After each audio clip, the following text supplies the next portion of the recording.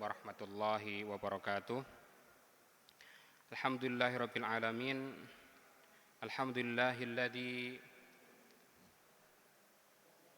hadana li hada wa ma kunna linahtadiya laula an hadanallah. Asyhadu an la ilaha illallah wahdahu la syarikalah wa asyhadu anna Muhammadan abduhu wa rasuluh. Allahumma salli wa sallim ala nabiyyina Muhammadin wa ala alihi wa ashabihi wa man tabi'ahum bi ihsanin ila yaumiddin. Amma ba'du. Hadirin jamaah salat zuhur Masjid Kampus UMY yang senantiasa diridhoi dan diberikan rahmat oleh Allah Subhanahu wa taala.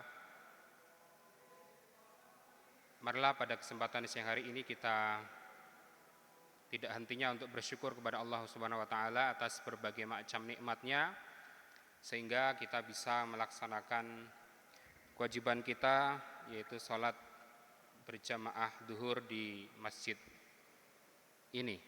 Salam serta salam kita aturkan kepada junjungan kita Nabiullah Muhammad sallallahu alaihi wasallam. Semoga kita termasuk umatnya yang berusaha untuk meneladani apa yang telah beliau tuntunkan berupa apa yang termaktub di dalam Al-Quran itu sendiri maupun sunnah beliau Rasulullah Sallallahu Alaihi Wasallam. Nah, salah satu sunnah yang diajarkan dan dituntunkan oleh Rasulullah Sallallahu Alaihi Wasallam adalah pelaksanaan ibadah kurban yang bertepatan dengan hari raya Idul Adha, yang insya Allah kita umat Islam akan melaksanakan ibadah dan melaksanakan sholat id khususnya yaitu Idul Adha pada tanggal 6 Juni 2025. Beberapa waktu yang akan datang, sehingga paling tidak ini kita harus persiapkan. Dan biasanya muncul beberapa pertanyaan terkait dengan pelaksanaan Idul Adha, khususnya terkait dengan pelaksanaan kurban itu sendiri. Majelis Tarjih telah memberikan banyak panduan terkait dengan pelaksanaan kurban yang selama ini memang telah menjadi hal yang dilaksanakan oleh umat Islam setiap tahunnya. Beberapa hal yang difatwakan oleh Majelis Tarjih itu diantaranya terkait dengan pengucapan bacaan takbir di saat Idul Adha. Biasanya kita kalau Idul Fitri itu kita melaksanakannya di akhir Ramadan, di hari terakhir Ramadan, ketika memasuki bulan baru tanggal 1 Syawal, yaitu setelah maghrib. Nah, untuk Idul Adha ini kapan takbir itu dikumandangkan? Secara umum Majelis Tarjih memutuskan bahwasanya membaca takbir Allahu Akbar, Allahu Akbar, Allahu Akbar walillahil hamd itu dimulai sejak tanggal 1 Dzulhijjah sampai 10 hari awal dari bulan Dzulhijjah itu kita diminta untuk banyak membaca takbir, membaca tahmid maupun tasbih itu sendiri. Tetapi ada juga perintah secara khusus untuk membaca takbir itu dilakukan yaitu ketika subuh pada tanggal 9 Dzulhijjah di saat hari raya Idul Adha dan bertepatan dengan wukuf di Arafah yang dilakukan oleh para jamaah haji. Takbir itu dikumandangkan ya sampai akhir hari tasyrik ya, atau 3 hari setelahnya. Karena selama ini ada yang bertanya kapan takbir itu dikumandangkan, apalagi dikaitkan dengan momentum istilahnya takbiran. Nah, biasanya di beberapa cabang Muhammadiyah itu dilaksanakan takbir keliling. Nah, dan itu ya namanya takbiran itu berarti kan membaca takbir Allahu Akbar ya, itu dilaksanakan secara bersama-sama ya, dan malah kemudian dilombakan. Nah, apakah ini diperbolehkan atau tidak? Nah, secara umum berarti Majelis Tarjih membolehkan dengan dalil, tapi yang tadi kita diminta untuk memperbanyak takbir ya, mengagungkan asma Allah itu sejak tanggal 1 Dzulhijjah sampai tanggal 10 Dzulhijjah atau 12 Dzulhijjah. Ya. Tapi secara khusus ya untuk mengucapkan takbir terkait dengan Idul Kurban itu dilakukan setelah subuh ya, pada tanggal 9 Dzulhijjah atau ketika nanti beberapa saat kemudian akan dilaksanakan sholat Idul Adha itu sendiri. Yang kedua terkait dengan fatwa ya, berapa jumlah kalimat Allahu Akbar ya di dalam lafal takbir itu sendiri. Nah, secara umum Majelis Tarjih memutuskan lafalnya itu takbirnya ini 2 kali. Berarti Allahu Akbar ya, walillahil hamd, Allahu Akbar walillahil hamd. Ya.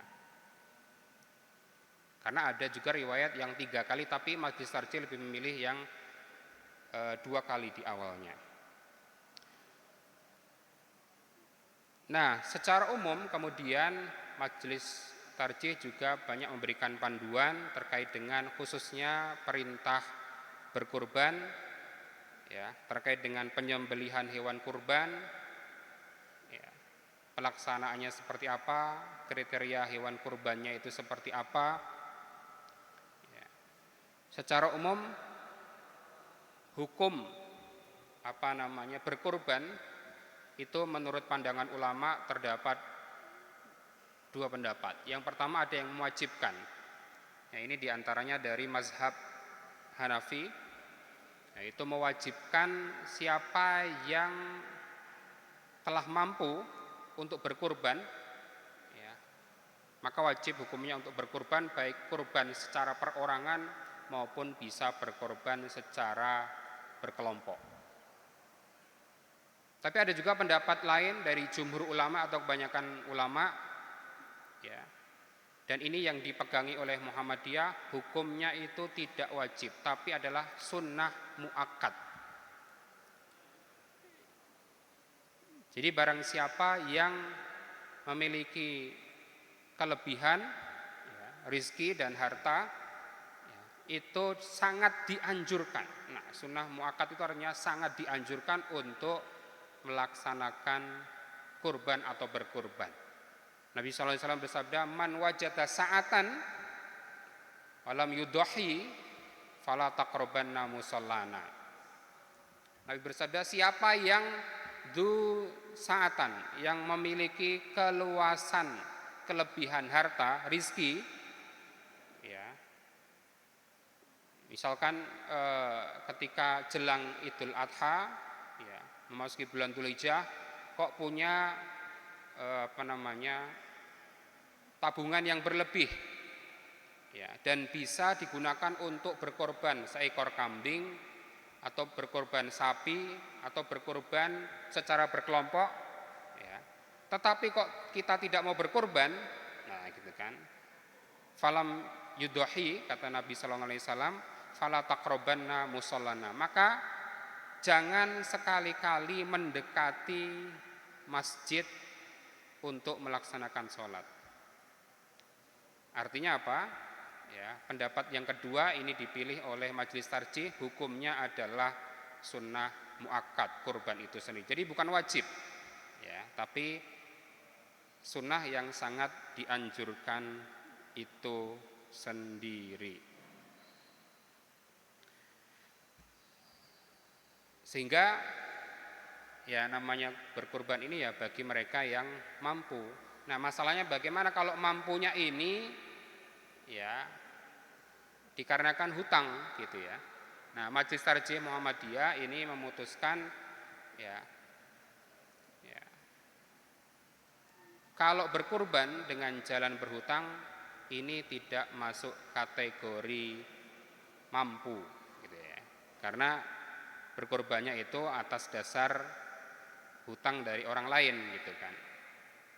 Tetapi kalau ya istilahnya itu mendapatkan talangan, nah, misalkan ya saya dijanjikan beberapa hari lagi ya, itu akan mendapatkan keuntungan hasil investasi ya. Nah, kemudian saya ditalangi dulu untuk bayar kurban ya, tetapi saya sudah menjamin saya akan bisa membayar kembali talangan yang diberikan kepada saya itu ya.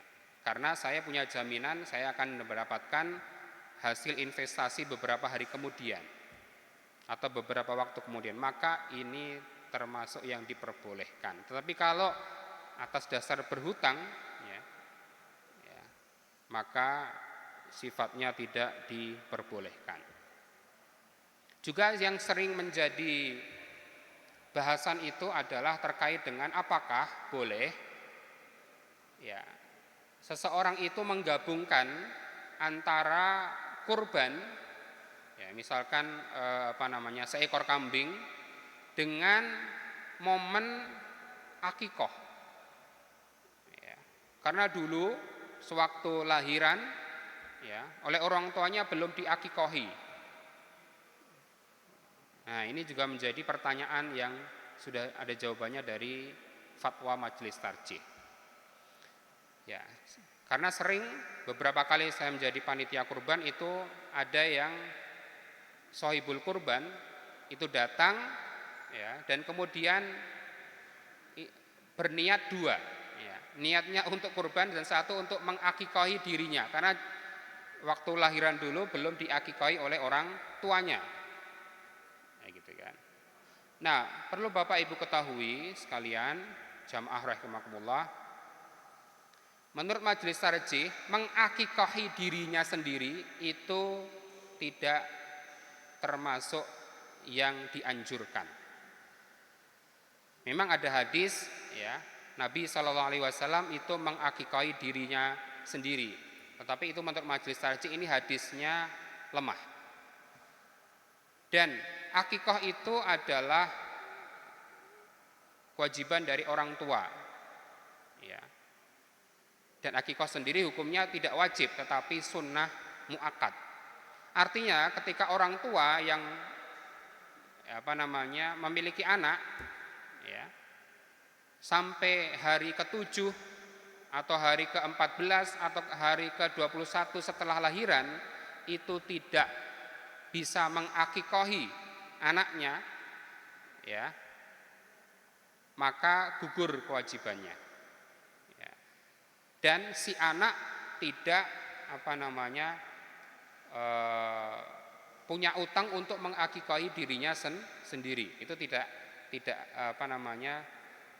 menurut putusan Majelis Tarjih itu tidak ada, mengakikohi dirinya sendiri itu tidak ada gitu ya. Sehingga tidak ada yang namanya double niat untuk hewan kurban itu ya, satu ekor kambing misalkan untuk kurban atau sekaligus untuk mengakikohi dirinya sendiri. Hadirin rahimakumullah ya, saya kira itu beberapa hal yang terkait dengan fatwa-fatwa majelis tarjih terkait dengan perintah berkurban yang sebentar lagi kita akan melaksanakannya insya Allah menurut majelis tarjih. Idul Adha itu akan kita laksanakan tanggal 6 Juni 2025 ya, sesuai perhitungan hisab wujudul hilal maupun KHGT ya, kalender hijriah ya, global tunggal. Saya kira itu apa yang dapat saya sampaikan. Semoga yang sedikit ini bisa memberikan wawasan bagi kita, terutama mempersiapkan diri kita untuk melaksanakan ibadah kurban yang akan datang. Nasrun minallah wa fathun qarib. Wallahu a'lam bishawab. Wassalamualaikum warahmatullahi wabarakatuh.